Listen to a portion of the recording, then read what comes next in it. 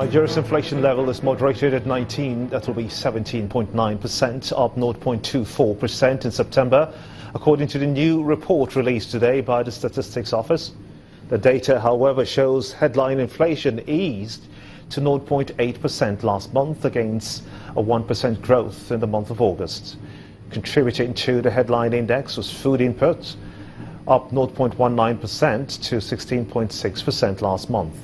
The Statistics Office report states that energy and energy-related prices continue to be the largest increases, reflected in the core sub-index. The latest inflation report is consistent with Nigeria's Sales Managers Index data released by the London-based World Economics, showing a 3-month moderation in all divisions contributing to key economic indices. Well, joining me to discuss the latest inflation figures is the CEO of financial derivatives company, Mr. Bismarck Rewane. I want to thank you so much indeed for coming on the news at 10. The latest inflation data released by the Statistics Office is showing a 17.9% increase to 17.9%. Does this figure in any way meet your expectation? Yes, first and foremost, we forecast 18%, and this is 17.9, so this is within the margin of error. Accurate. What it means is that the price of goods at this time last year compared to the price of goods this year, 17.9% higher.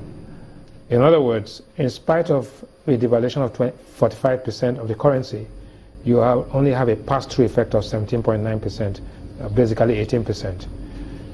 It also means that some of the efforts in terms of increased productivity, right, and in the stimulus package is beginning to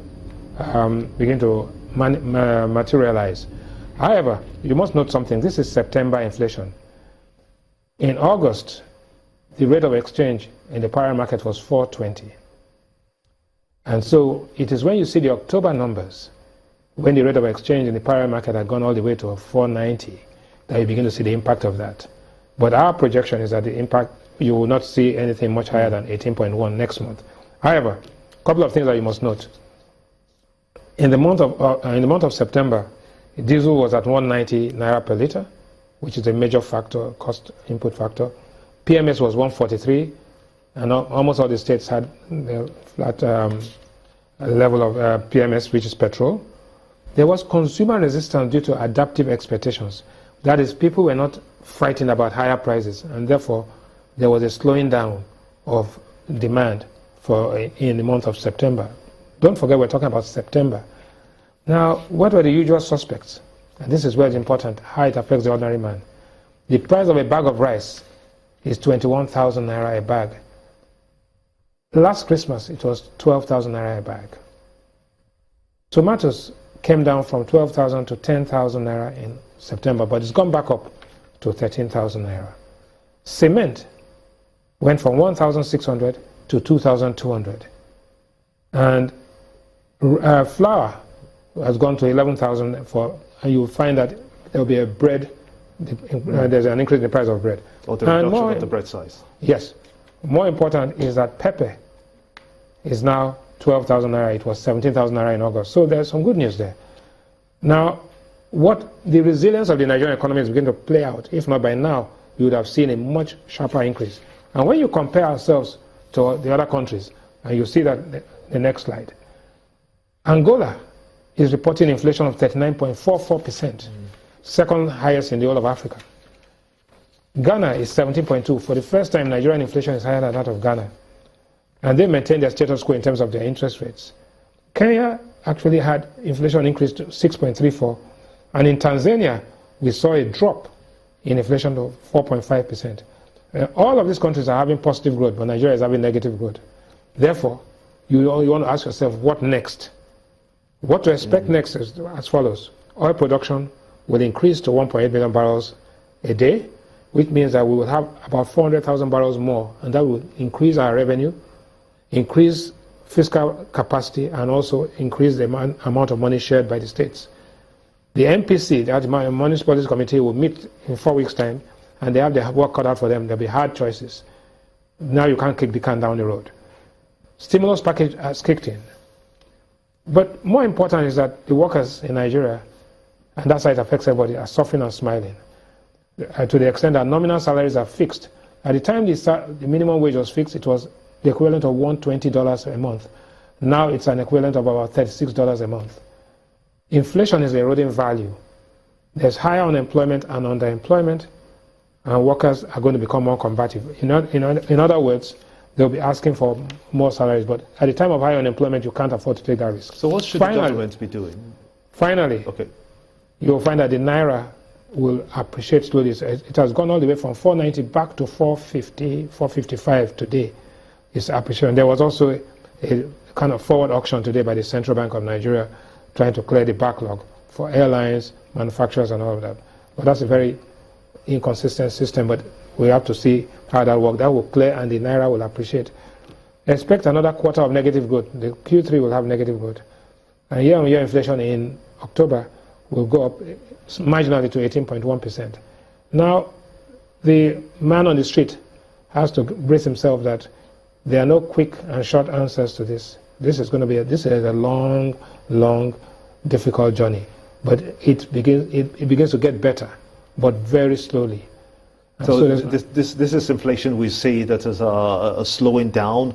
What more do you think the government can do in the economy to shore up confidence and consumer spending? There are two things you have to note. One is that you have to increase productivity by injecting, spending more money, borrowing, liquefying some assets, and getting things done. But what is important, if you go back, the month-on-month inflation is actually down to 10% when annualized, while the year-on-year inflation is 18%. What's the difference? Big difference, because what it means that what is more important to you and your wife is you're comparing the price of commodities last month with that of this month. The headline inflation compares the price of goods this month with it as of this time last year. So if you go and tell your wife that you're okay, the price of rice now compared to last year is this, she'll say, look, my friend, what is more important to me is the price of rice last month. Between last month and this month, it has gone up this way. We are beginning to see a moderation in month-on-month inflation because money supply is limited and consumer resistance is there, and there's some productivity gains beginning to take place. So what the government needs to do is actually to lower interest rates, in spite of the fact that normally you would increase interest rates to combat inflation. You lower interest rates to increase productivity, because this is a productivity and supply shock issue. So you've got to deal with the fact that in a recession, there's a contraction of economic activity, and you need to jumpstart the economy and catalyze it back into growth. I want to thank you so much indeed for your time with us on the News at 10, the CEO, Financial Derivatives Company, Mr. Bismarck Rewane, for talking to us on the latest inflation figures from the government. You're watching the News at 10 on Channels Television, celebrating 21 years of professional broadcasting. Time now for business news with Emana Amawe.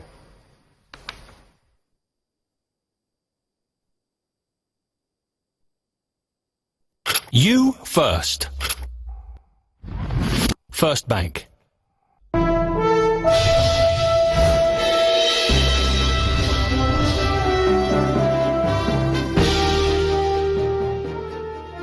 Hello, welcome to Business News. Nigeria's President Muhammadu Buhari is currently in Germany for a 3-day working visit and has met with the country's Chancellor Angela Merkel. On the President's delegation is Nigeria's Minister of Trade and Investment, Dr. Okechukwu Enelama. This report highlights some of the economic and business relations discussed during the visit, which formally ends on Saturday. Nigeria has friends in the German economy, and like true friends, they're bound in a crisis.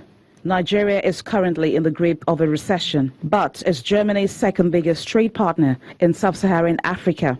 There are currently more than 80 German companies operating there. So what we would like to do is to encourage Germans and German companies to come and invest in Nigeria and work with us to build areas of mutual interest.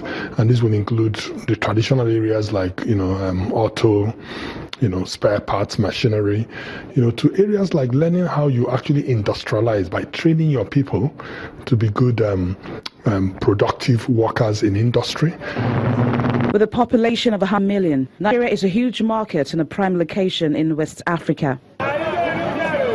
But the country is heavily dependent on its oil industry, and the recent slump in oil prices has left a gaping hole in the economy. The oil facilities also have to be heavily guarded due to attacks from militant groups. The country now needs investments in better infrastructure. That includes roads and power. The power sector we see as a sector of massive importance, because without power you will be having difficulties to produce anything. And currently, just looking at the population and the need they have from the industry existing, without additional investment, they already have a massive capacity shortage. Breaking away from oil may be an unsettling move for Nigeria, but the German economy will be right beside it. Meanwhile, the head of market operations and technology at the Nigerian Stock Exchange, Mr. Ade Bajomo, says the huge investments made by the exchange in upgrading the platform architecture over the past 5 years has made intelligent investing possible on the local bourse. Mr. Bajomo tells Channels Television that the local broker-dealer community has taken advantage of the exchange's technology infrastructure to empower global investors.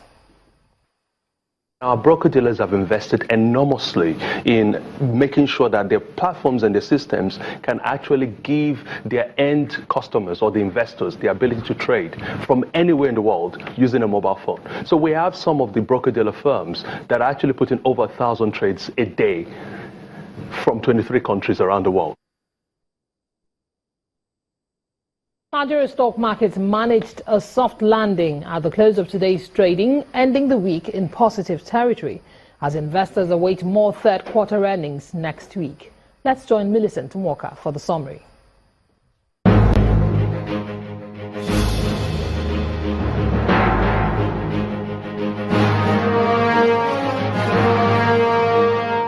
Hello and welcome to the Stock Market Report. Equities on the Nigerian Stock Exchange ended the last trading day of the week with a slight recovery of 0.02% to close at 27,861.03, while the market capitalization rose marginally but still around 9.56 trillion naira. Now, the top three gainers from a list of 20 were Transnationwide Express, Fidelity Bank and Nigeria Police Microfinance Bank, while on the flip side, WAPCO led a pack of 13 losers, including Cadbury and SCOA. Friday's transactions moderated in contrast to Thursday's trading, with a total of 220.85 billion shares worth 1.53 billion naira, which changed hands in 2,381 deals. The most actively traded stocks were financial giants Diamond Bank, Axis and Guarantee Trust Bank. And that's the Stock Market Report. I'm Millicent Walker.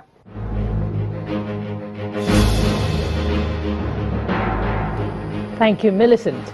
Major world stock markets ended the week positive across board as investors digest the speech from a U.S. Fed Chair, Janet Yellen, in addition to strong European bank earnings and better than expected Chinese inflation data.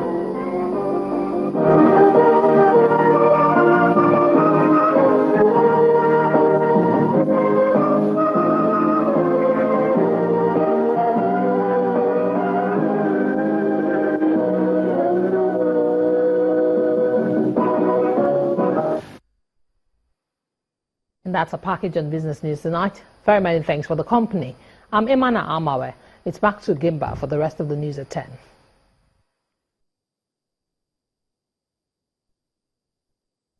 You first. First.